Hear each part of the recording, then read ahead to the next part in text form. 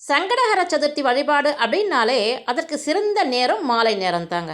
நாளை தினம், அதாவது 22 வியாழக்கிழமை அன்னைக்கு நாளை மாலை 6:30 மணிக்கு மேலே உங்கள் பூஜை அறையில் இந்த வழிபாட்டை நீங்கள் மேற்கொள்ளலாம்.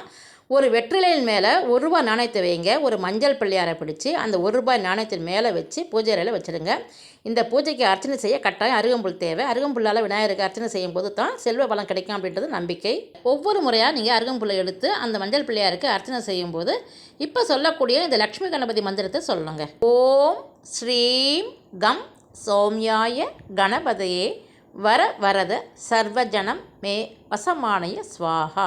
மகா சங்கடஹர சதுர்த்தி நாளான நாளை தினம் மாலை 6:30 மணிக்கு லக்ஷ்மி கணபதியின் இந்த மந்திரத்தை நீங்கள் உங்கள் வீட்டில் உச்சரித்தால் உங்கள் வீட்டில் இருக்கிற வறுமை அத்தனை நீங்கும், செல்வ வளம் பெருகும். லக்ஷ்மி கணபதியின் அருளால் நீங்கள் சீக்கிரமே செல்வ செழிப்பில் உயர்ந்த நிலைக்கு வருவீங்க. வெள்ளிக்கிழமை வரைக்கும் உங்கள் பூஜை அறையில் அந்த மஞ்சள் பிள்ளையார் அப்படியே இருக்கட்டும். சனிக்கிழமை மஞ்சள் பிள்ளையார் தண்ணியில் கரங்கி ₹1 நாணயத்தை பீரோவில் வைங்க.